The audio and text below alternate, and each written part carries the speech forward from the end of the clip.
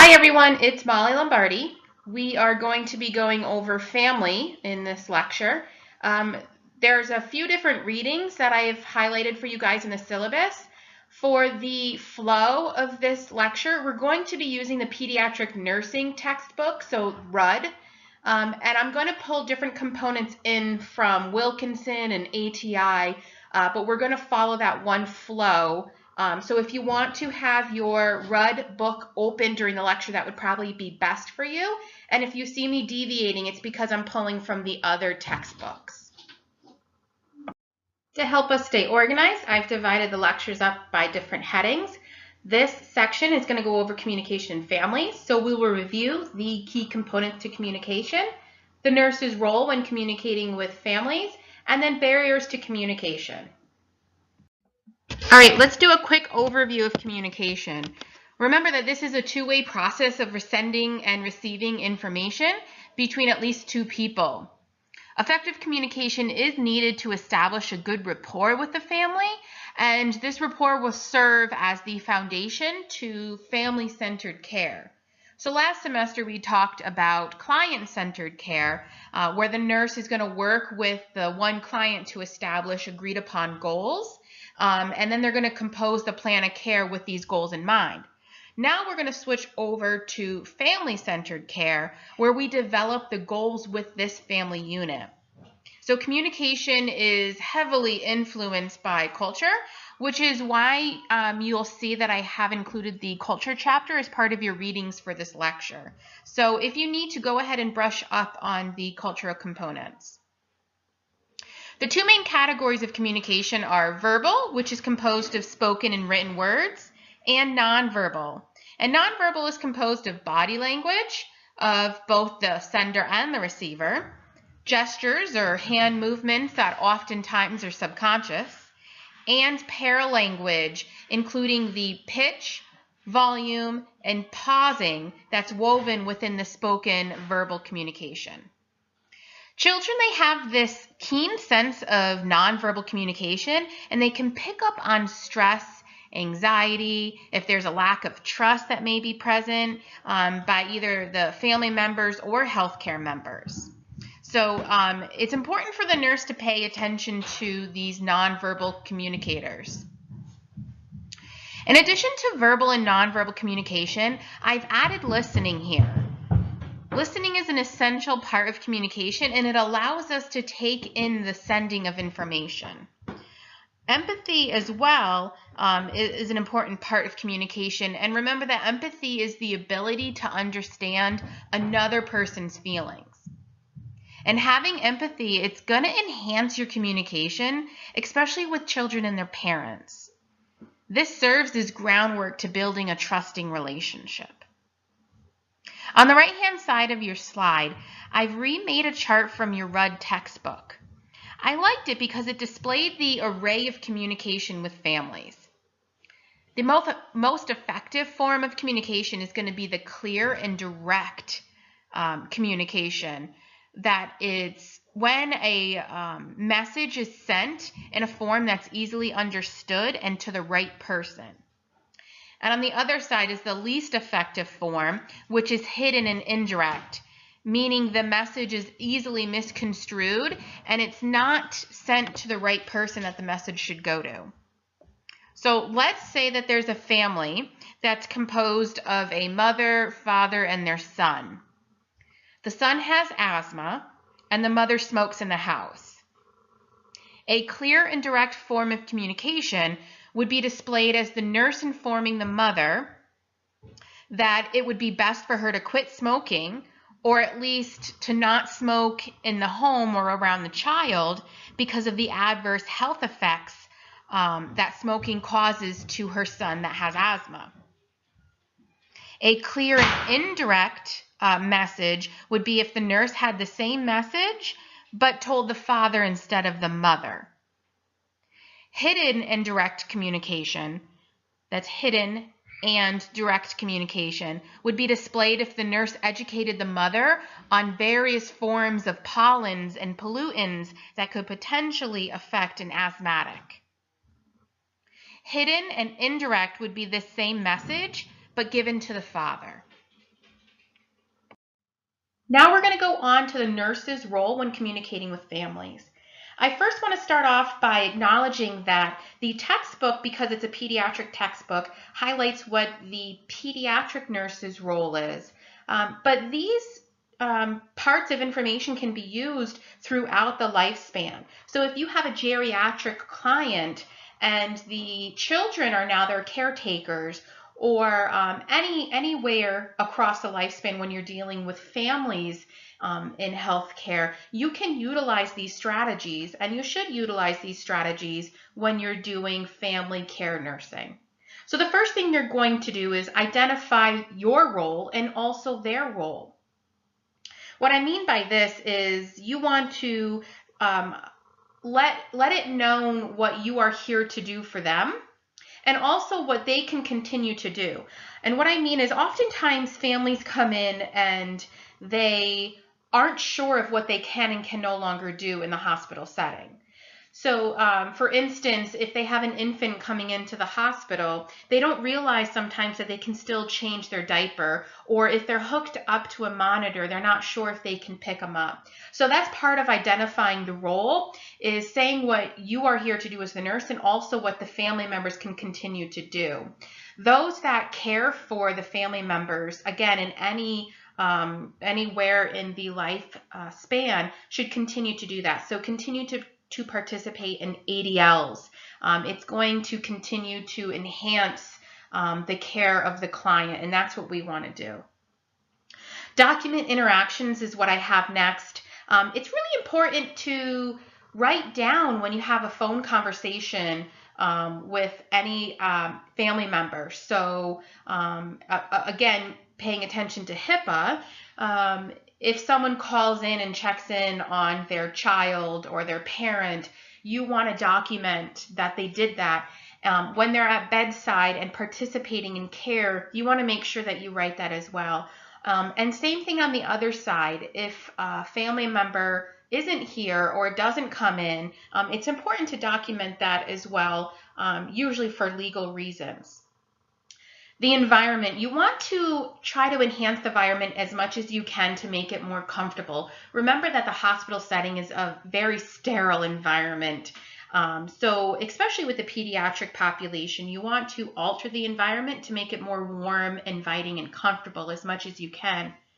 This can be done by simple measures such as soft blankets from home, stuffed animals, having different activities that the children can play with.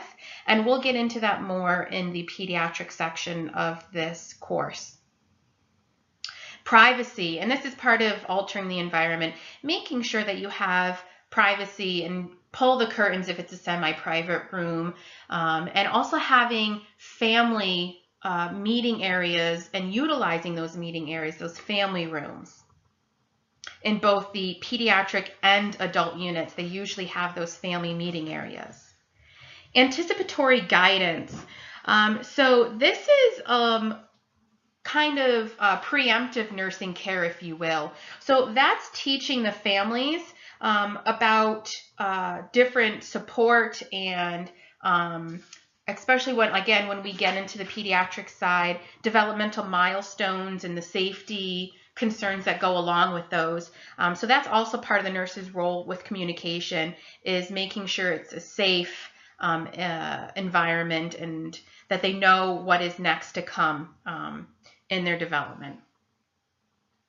So when you're communicating with families in an emergency setting, of course, any emergency is frightful, and especially with pediatric populations. So you want to make sure, again, that you alter the environment to be quiet and allow for therapeutic communication to happen. When you are communicating, you want to go slow and, again, have that clear and direct conversations that we talked about in the last slide.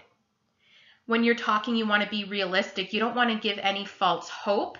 If you can't guarantee something, you shouldn't. Of course, you should stay away from phrases like "it'll be okay" and "everything will be fine" if you can't guarantee that. You want to evaluate their understanding. So this is when, if you're communicating with them and giving them information, you want to make sure that they have absorbed it, because in emergency situations, a lot of times the shock sets in and they're not able to absorb information. So after any conversation, you should allow them to kind of paraphrase what just went over to make sure that they understand what just happened. Empathy, again, and being sincere, it's going to go such a long way.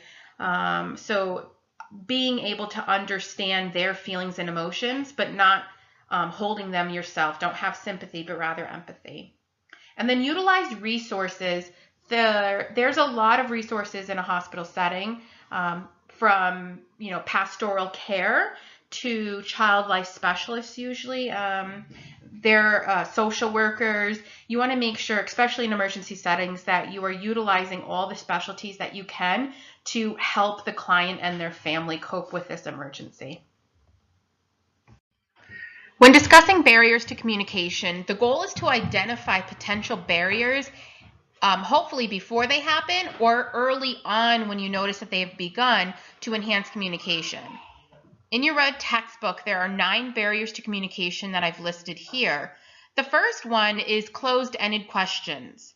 These are questions that can be answered in simple yes or no format, and unless you're looking for focused information, you should try to use open-ended questions.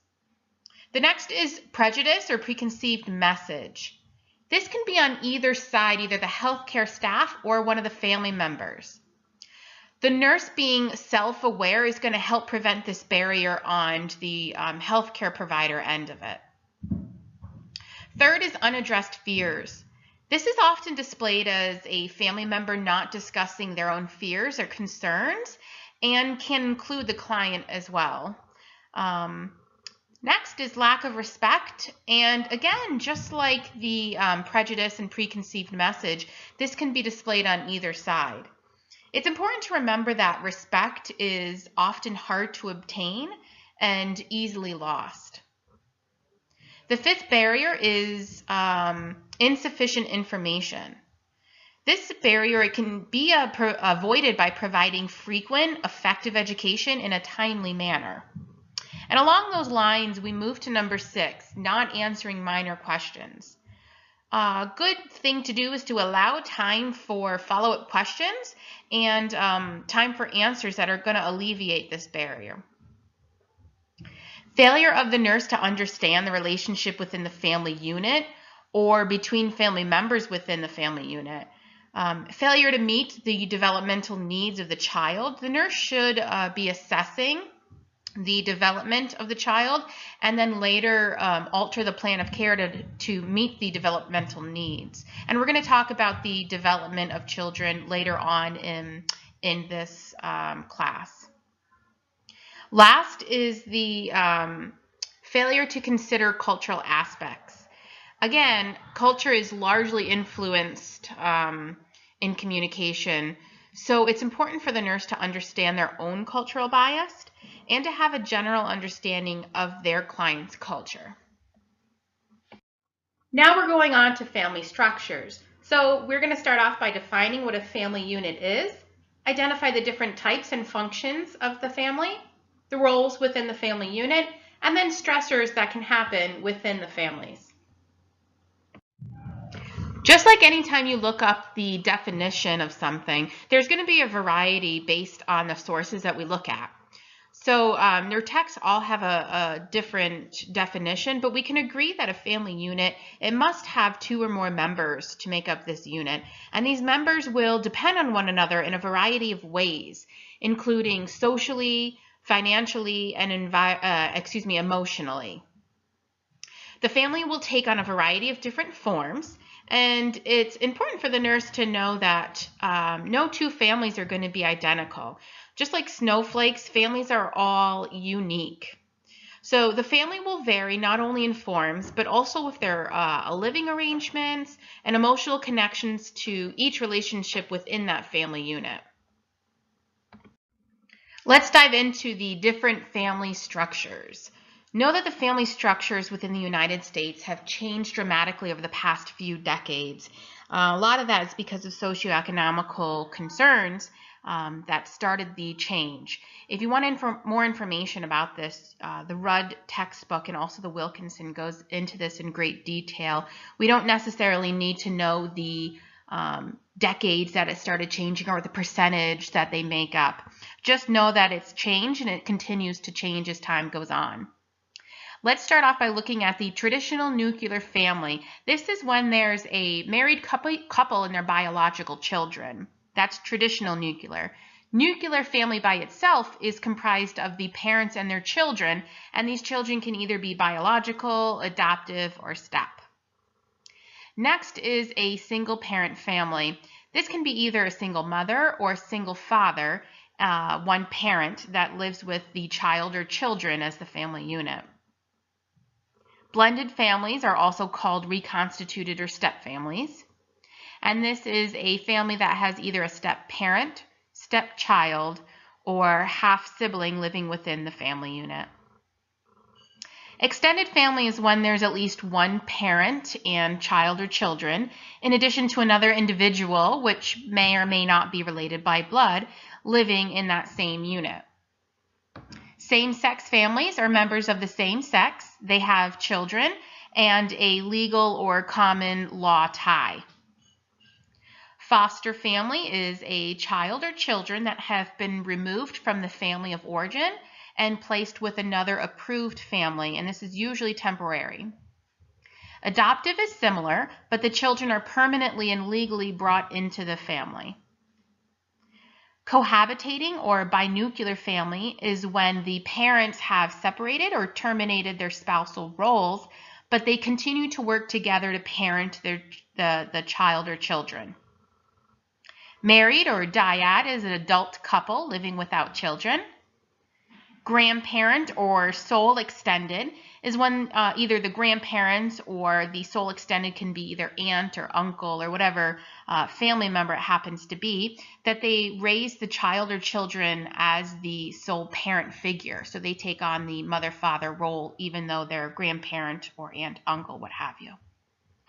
And then communal is when individuals share a common ownership of property or goods, and these goods are exchanged without any monetary because, again, they all share it and it's equal. So these are the different family structures, the highlights of them, if you will. There's a wide variety of roles and tasks of the family. The very basic needs are the food, water, and shelter. I instantly think of Maslow's hierarchy of need with the physiological needs at the bottom of the pyramid, and that's, again, food, water, shelter. Just food and water. Shelter is part of the safety. As we go up the pyramid, we get into the economics, so the safety needs, and then environmental or love and belonging are followed next by self-esteem. So the role of the family is to help all the members achieve the highest level that they can. The family dynamics, they're going to play a part in how and if the needs will be met. The dynamics are also going to cause the nurse to adjust how they interact with the various family members. The family interactions and dynamics, such as who's the main caregiver, is it split equally, is there an older sibling that provides a large percentage of care? And then same questions with the disciplinarian. So the amount and order that the children are had also adjust the dynamics. So an example is the oldest is typically displays more leadership qualities, while the middle child has enhanced interpersonal skills, and they're kind of seen as a peacemaker. And then the youngest tends to be more self-involved and dependent. And I can say that because I'm a youngest. So the nurse is going to pick up on these different dynamics when interacting with the family unit, and they're also going to use this to their advantage when planning the plan of care, again with the goal of having a healthy family unit work together to meet all of these needs. We know that stress is inevitable, and it can be both expected stress or unexpected. The role of the nurse for family stress is to offer guidance for adapting to the stressor. So different factors that influence stress within a family The first one I have here is poverty or unemployment. I want you to realize that when the economy is struggling, families may struggle to provide basic needs and health care for their family. The families with no or inadequate health insurance, they typically don't seek preventative medical care, and often they'll come into the emergency room with acute medical conditions. So as far as stress goes with that, it went from usually a small stressful event that could have been handled early on, but instead it progressed to a large amplified stressful event.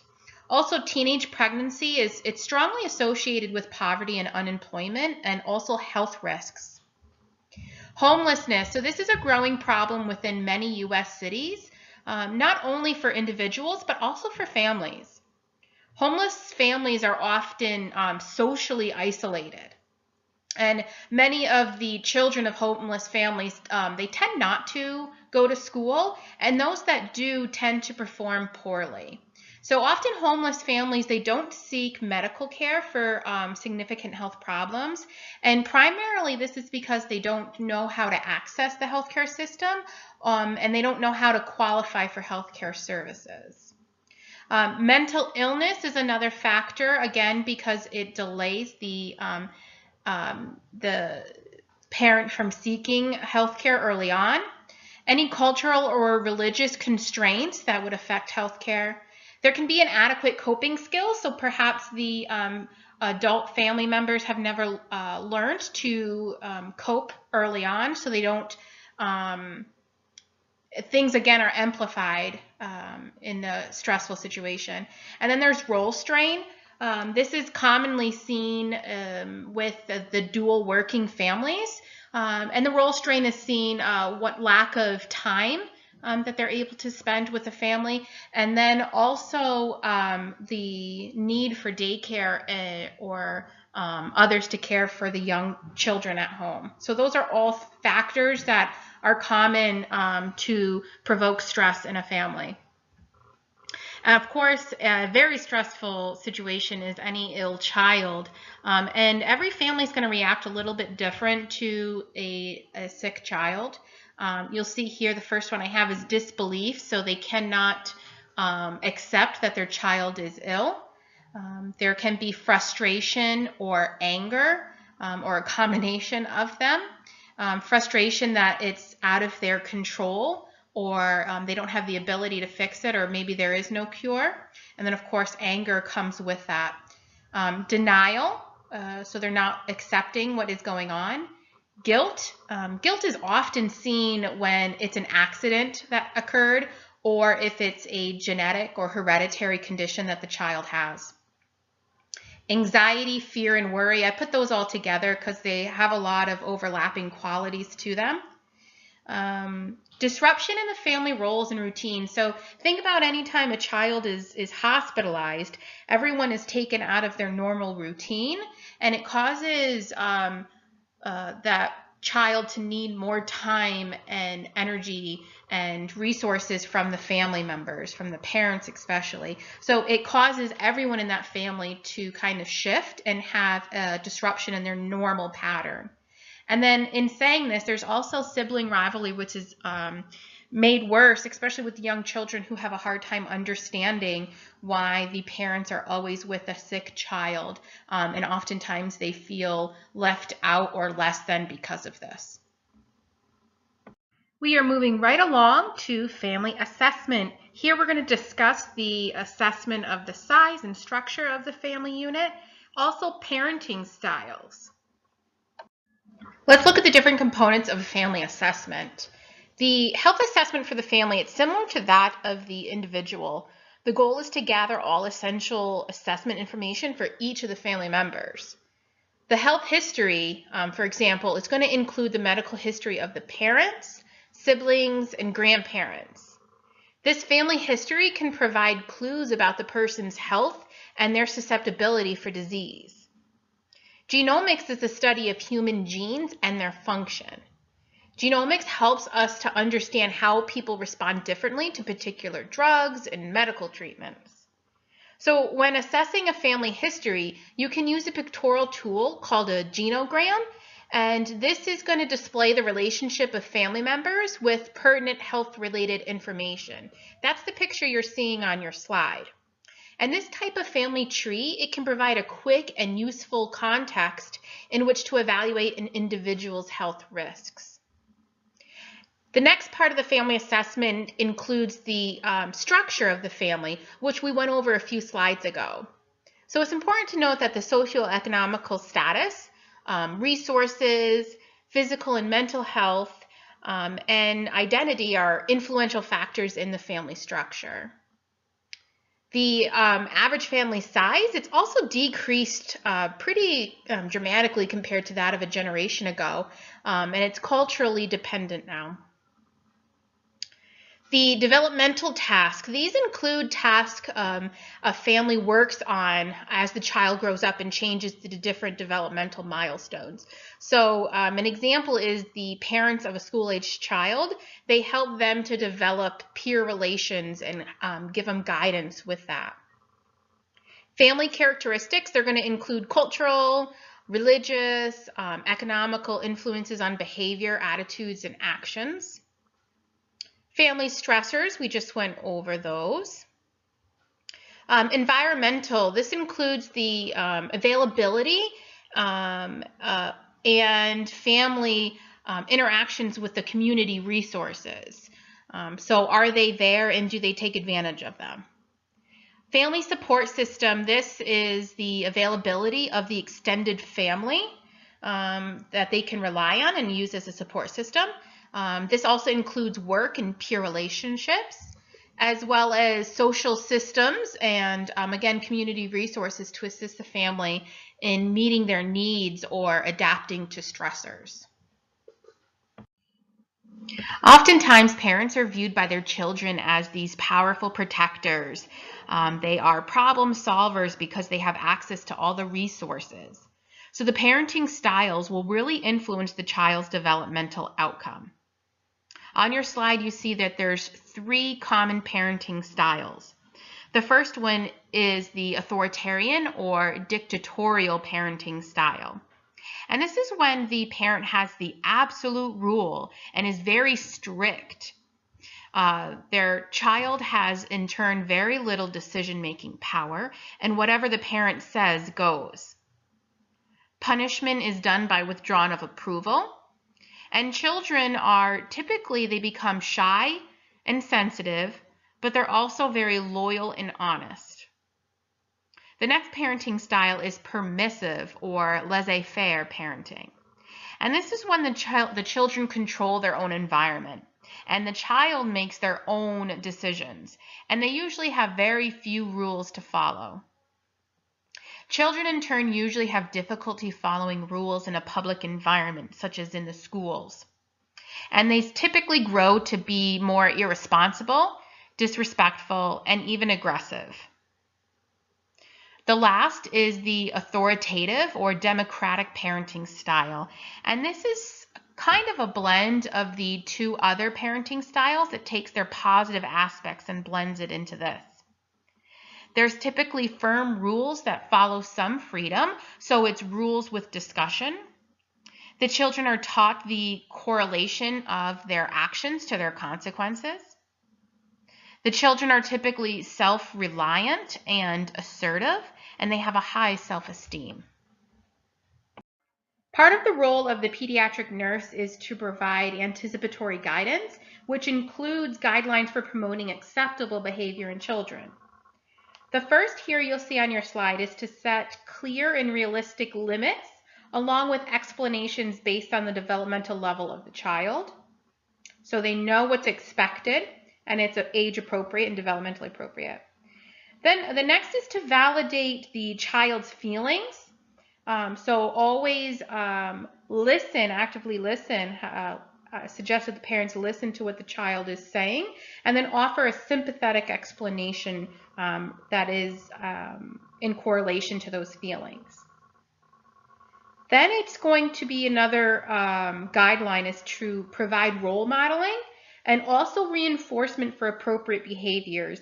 The idea behind this is that for good behavior, you're going to have good outcomes or reinforcement, so that way hopefully the parent will see more of that appropriate behavior in the future. The lastly is to focus on the child's behavior when disciplining the child. So to explain that further, you want to suggest that parents don't say that, so say if Johnny took an apple away from Susie, you're not going to say, Johnny, you're a bad boy, because it's not, you don't want to focus on the child, but rather behavior. Johnny, it wasn't nice when you took the apple from Susie. So focusing on the child's behavior rather than the characteristic of that child that they displayed right there. In the last part of this voiceover, we're going to talk about communicating with the family. Specifically, we're going to kind of roll it all in and see what it looks like as the pediatric nurse caring for a family.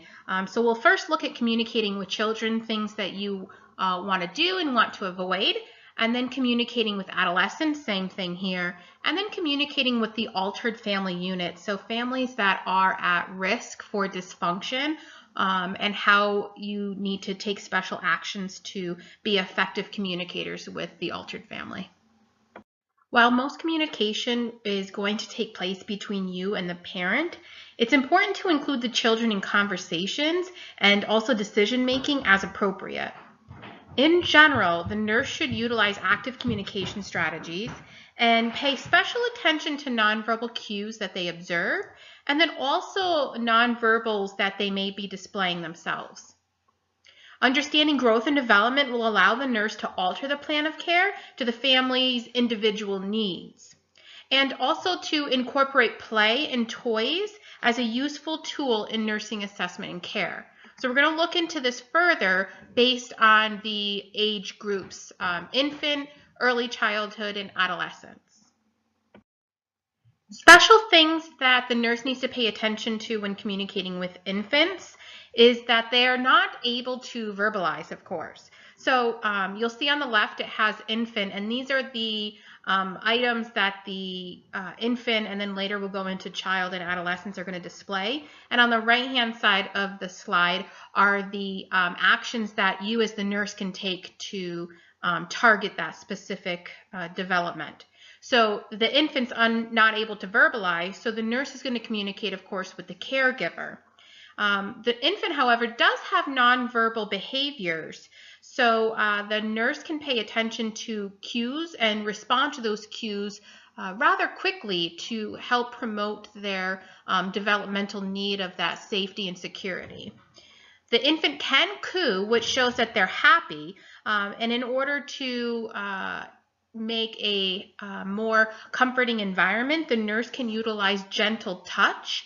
They can play music and have different sounds going on to help create a warm environment.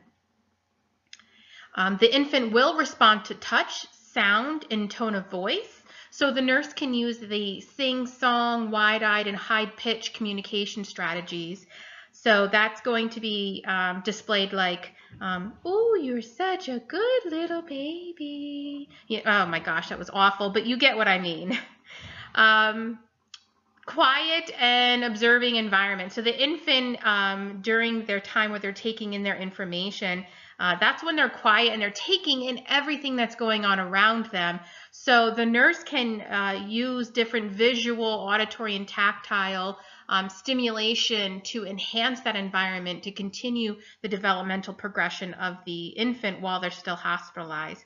And then, of course, you want to incorporate parent care as much as possible to facilitate a healthy growth and development.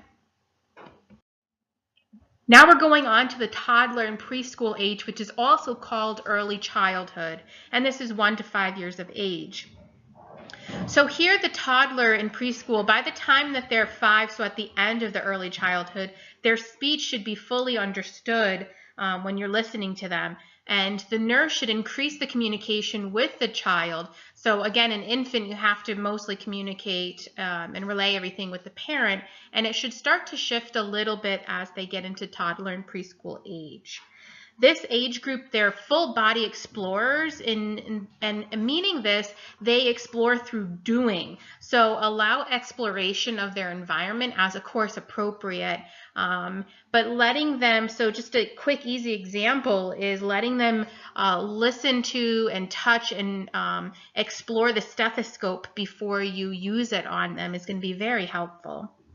Then we get on to therapeutic and magical play that the toddlers have. So the toddler and preschoolers still believe in this magic. Of course, they believe in the magic of Christmas and Santa and the tooth fairy, and it goes on and on. And you can use this in a healthcare setting.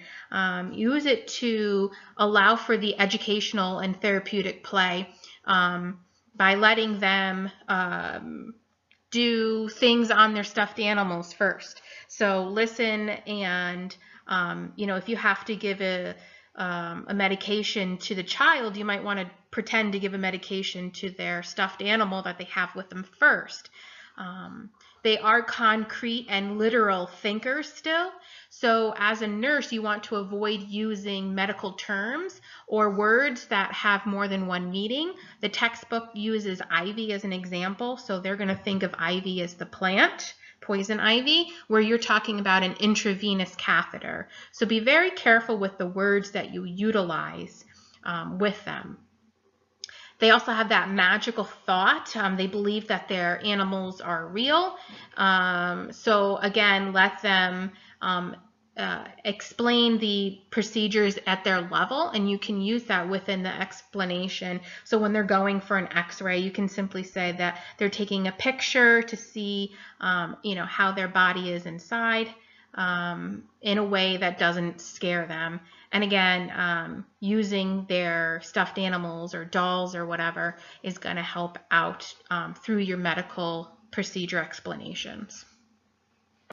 The age group of 6 to 12 is the school-aged child, and the child at this age is very curious, and the nurse is going to want to allow them to be more of the medical team. So you can see as they grow up, they're taking more responsibility and action in their care.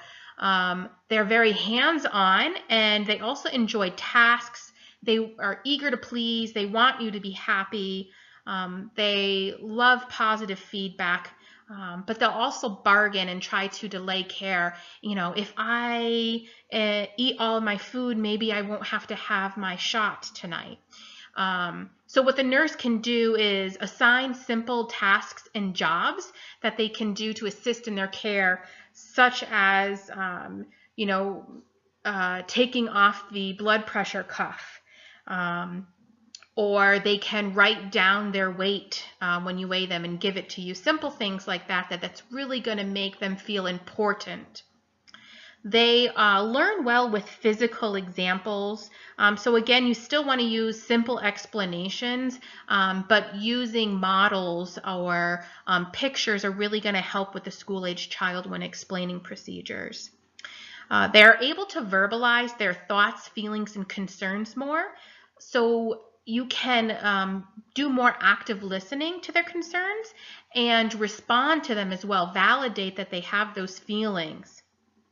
And then also allow for play or journaling as they start to get older into the school age years, and also support groups as they're going through their journey in the hospital. So last for the age groups are the adolescents, which is 13 to 18 years. The adolescence is known for developing this independence and maturity at this age. And you want, again, to allow them to be a part of the team and ask them more of the questions and communicate mostly with the adolescent, and then validate those findings with the parent after. Using open-ended questioning allows for them to really explain themselves, seeing how they are becoming more independent. They do have the sexual maturation and development occurring, but be careful not to confuse that their body is mature, but their emotional status is not. They're still developing emotionally. They will seek counseling and feedback from sources other than their parents. It's usually their first line is their friends or social network, or other, maybe an aunt or uncle. They usually go to their parents last.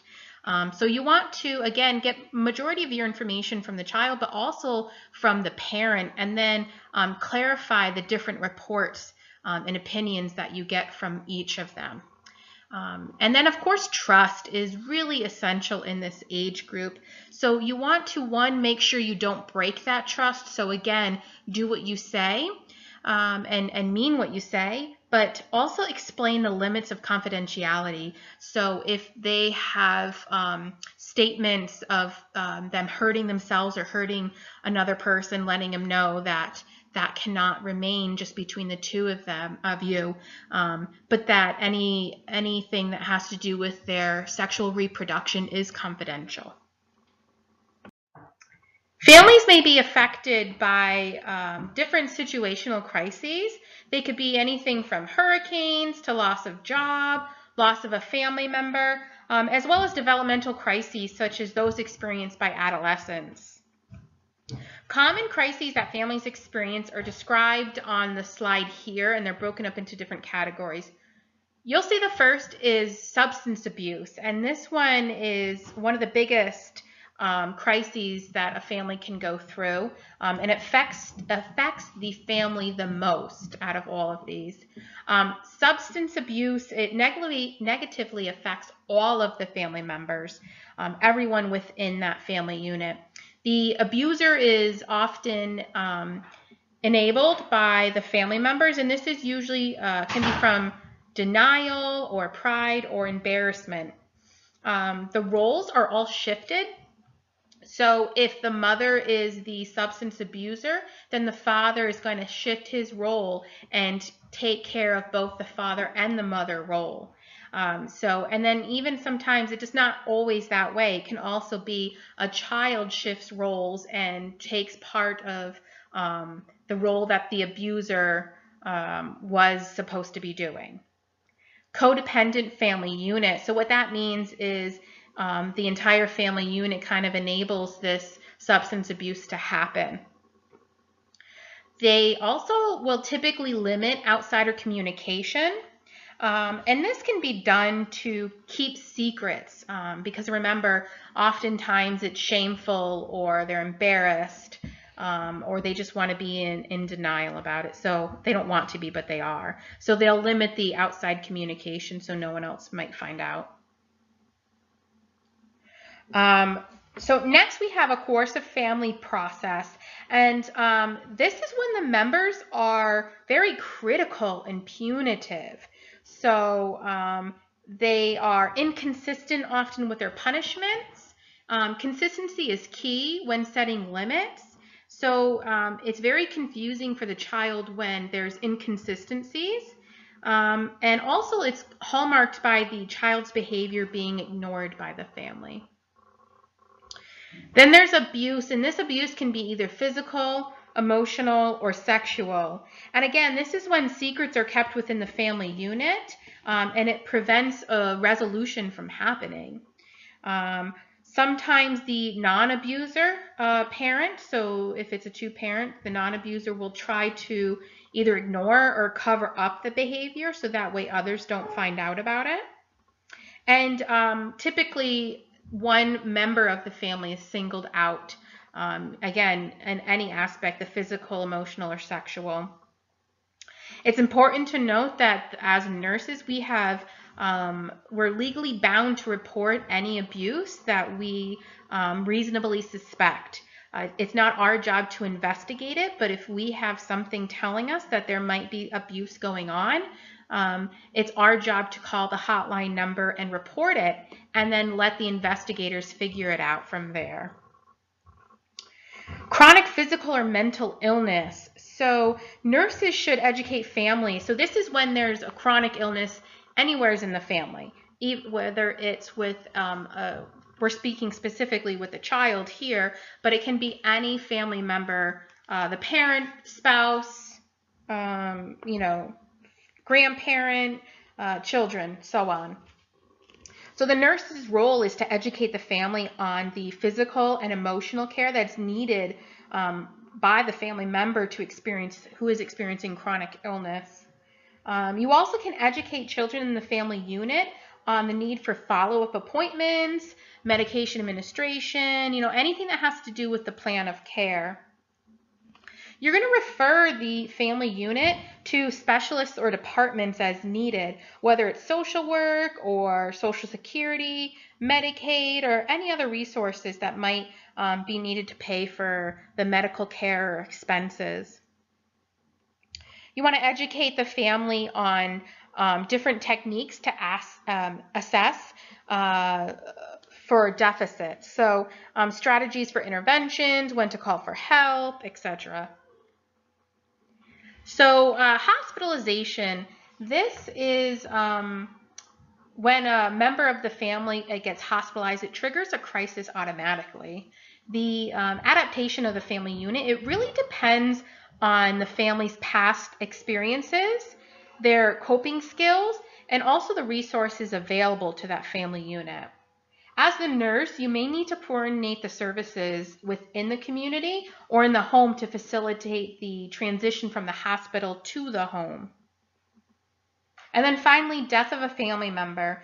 The developmental level of the family members affect their response to death.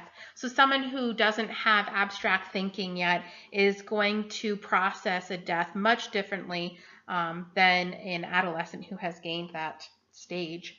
The stages of grief, again, they're going to vary from family member to family member, and also from family unit to family unit, because remember, each family and family member and unit is very unique because we've all had different past experiences and different characteristics. And then responses to death, it changes as concepts become more concrete. So once they realize that this is not something that can change or be reversed, it changes their understanding of the death and dying process. Thank you for listening to my mommy's voiceover. If you have any questions, please email her.